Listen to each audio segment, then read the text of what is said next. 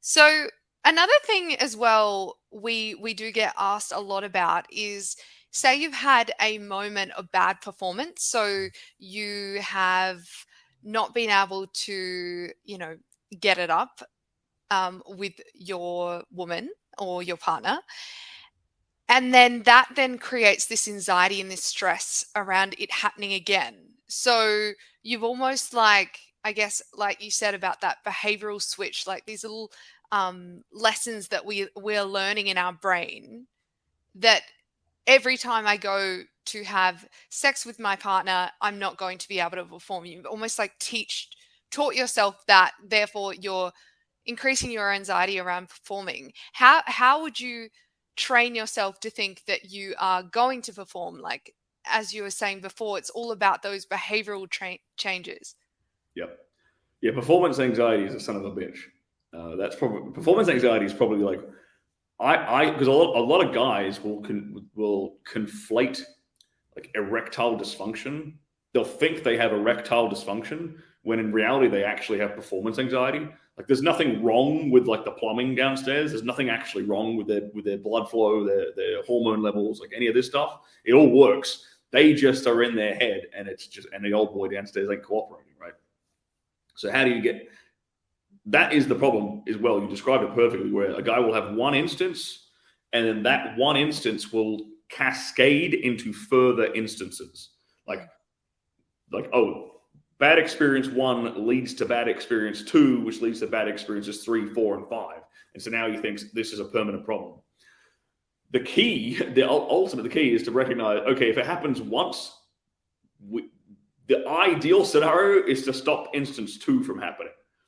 Because then it creates that cascading negative effect. It creates that negative, like a negative association, like you just described, with sex in general, which is not what we want at all.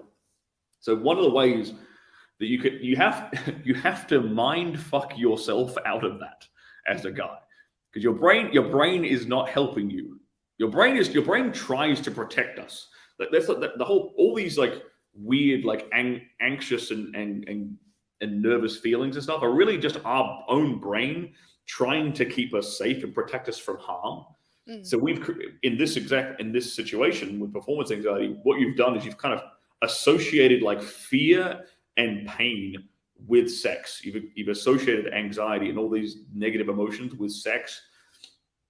And so we need to try to mind hack ourselves and undo that. And one of the ways that you can do that, ironically, and this is the reason why it works, but ironically, is by giving yourself permission to actually fail.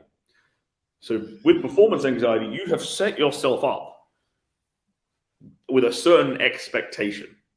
You've gone into the sexual interaction. You have, my expectation is that I will get an erection, or I will do this, or I'll blow her mind, or whatever your expectation you've set on yourself is.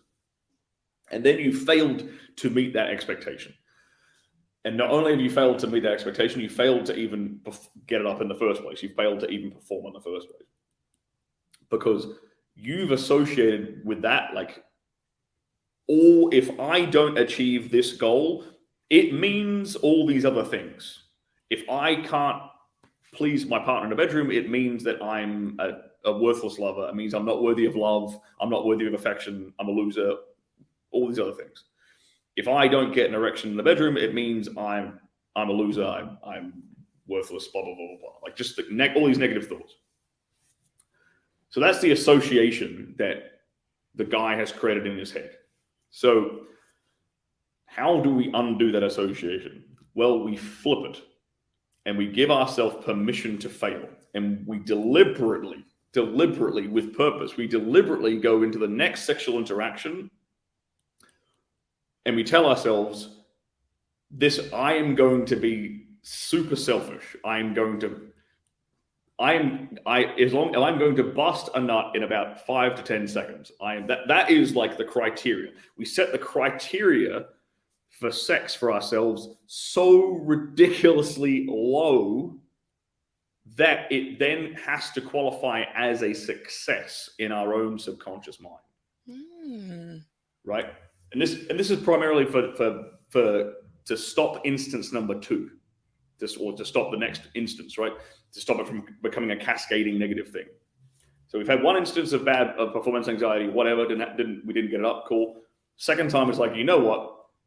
I have to take the pressure away from myself. So the way I'll take the pressure away from myself is by giving myself permission to fail and by demanding of myself that I fail.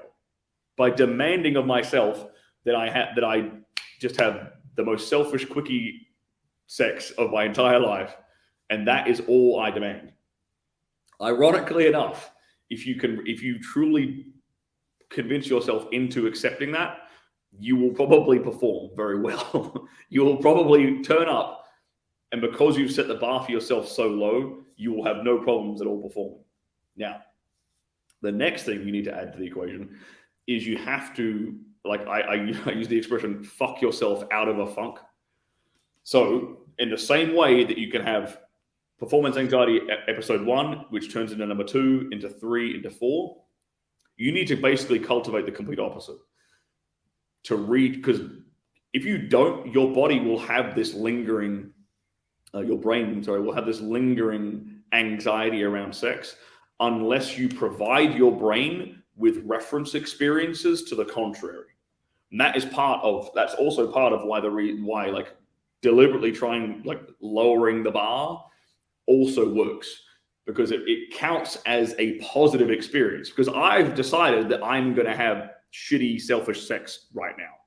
So that technically counts as a win. It technically counts as success. It does not count as failure. So, cool. Instance number 2, I ticked the box. I met my own criteria of just having like a boner for like 30 seconds and ejaculating. Fine. Now, number 3, number 4, number 5, these next few experiences, we have to start racking up wins so that our body disassociates the pain and disassociates the anxiety of sex. Disassociates those things away from sex.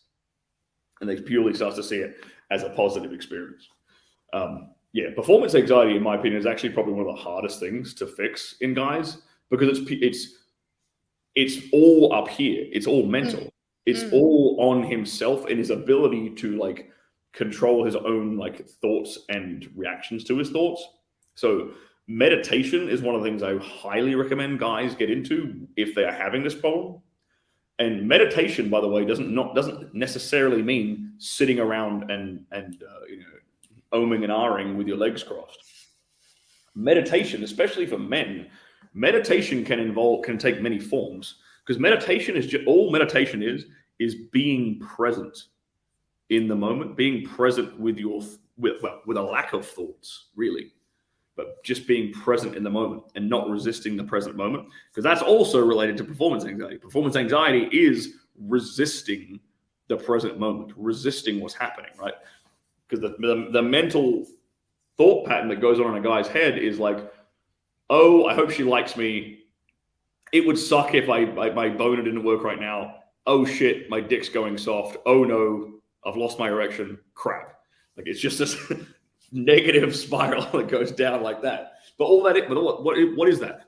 He's in his head there. He's not present with this beautiful woman in front of him. He's not engaging in the moment. He's in his head, right? So that's the complete opposite of being present. So that's why I think meditative practices are very good at training us as men to be more present, to be less logical, to be less in our head, and be more there and in the moment with our partner. And in fact, other than like what we would consider regular meditation, I personally think that some of the best meditative practices for men are combat sports. So things like boxing, things like Brazilian Jiu-Jitsu. You can't be in your head thinking about your taxes when a fist is hitting you in the face. You can't be worrying about like, oh, I hope my career is going well when someone's choking you out. You're forced to be present in the moment. It's actually a really beautiful thing. And not only does it help with that, it has all these other cascading positive effects for men. Like learning how to fight is an incredible skill for guys. Being competent in that, it will give you so much more confidence. It massively helps with cardiovascular health. So there's a ton of positive benefits from engaging in combat sports like this in terms of confidence and competencies. But on top of that, these things can drastically help with your sex life when it comes to performance anxiety, because they help you to learn how to be more present and in the moment. And in fact, I think this is a very, very fun testimonial for me to share with you right now, because this actually came from, where are we at? Is this the one? Yeah, this should be the one. This actually came from a doctor in America. I blurted his name he came through my Instagram. I blurted his name for obvious reasons. He says, I'm a psychologist and I recently had a couple of male clients with bedroom issues. I directed them to buy your books. They read them and I no longer have these guys as clients because they're cured now. How dare you create material that actually helps guys? I have a business to run here. Joking. Thank you, Sterling. Oh my God, I love that. That's so good. That's probably one of my favorite testimonials I've ever received ever. So yeah, she's like, how dare you take them away? But I mean, that she's joking because she genuinely wants the best for them. Yeah. And I kind of love that. That's so good. But that goes to show, like, again, I'll reiterate. I think performance anxiety is one of the hardest things to fix, because it's so, like, there's very little I can kind of give you to do physically, because it's all up here. So yeah. we have to do things outside. We have to do things that can trigger the correct, like, mental state. Yeah. Another example I'll give you, another kind of, and this is like a little biohack. And again, this goes back to like my porn days. Like, our emotions get anchored to like physical positions. So what I mean by that is, let's say I'm engaged, I'm with my partner, and I'm starting to feel like that anxious, nervous energy come on. Like, I recognize it. Like, okay, this could lead to like performance anxiety. Things could start to go downhill. But that feeling is kind of anchored to where I'm at physically right now. So what I want to do is immediately move into a different sexual position, into a different location on the bed, or whatever, but break that physical space instantly. That will actually help to prevent that cascading negative emotion that guys play in their head, which leads to performance anxiety. If you can recognize it starting to come on, any of that nervous energy or whatever, it just immediately change your location and your position immediately. That will just help to break the habit and help to break the cascade. So that's another little, that's an immediate thing that guys can do straight away. Yeah, I love that. It's super interesting, because I feel like you would be able to transfer this into everyday life. Like, I feel like everyone kind of needs to do that when it comes to, anxious feelings about the future, or stressing, or getting really overwhelmed, getting yourself back into the present moment and anchoring yourself. And like, as you said, it's like retraining a new pathway, a new set of experiences that then make your brain then think a different thing. So it almost like replaces that old thought pattern. Yeah. I think a good analogy I was told once is, think of your brain like a ski slope during like peak skiing season. Oh yeah. So like, okay, peak ski season, we've got all the snow has been all the paths have been carved out already from people going down the hill, right? So there's all these sort of predetermined paths. And that's kind of how your brain operates. Is like, this is a predetermined way of thinking that I always use. When this happens, I go this way. When that happens, I go that way. And then what we want to try and do is put down a fresh coat of snow, a fresh coat of powder that will allow us to then create a new path and a new way of thinking. Yeah, I love that. That's a good analogy. I could literally talk to you all day. You have so much knowledge, and I can really see the value in how obviously performing better in the bedroom can obviously transfer to your overall life. Like, it literally is going to make you better in your relationships, better in your, the way that you show up in all your relationships, and obviously how you perform in life. So what you're doing is like really, really powerful. And I'm sure a lot of people are going to take a lot away from this podcast. But for those people that have had like a bit of a taste of Stirling Cooper and what he can educate us on, where can they find you? Where can they find out more and maybe delve a little bit deeper into the details? Cool. First place they can go to is stirlingcooper.com. That's my website. You can find everything about me. You can find there. So all my social medias and my products, my books, my video courses, links to my most recent YouTube videos, things like that. If you want to just dive into some of the free information I put out there on the internet, my YouTube is the best place to go to. Again, you can just type in Stirling Cooper into Google, or YouTube primarily, spelling it like this, bang, that's my name. I'm the first thing that comes up. And I think as of this week, I have about 1,000 videos on my YouTube. So there's quite a lot to digest.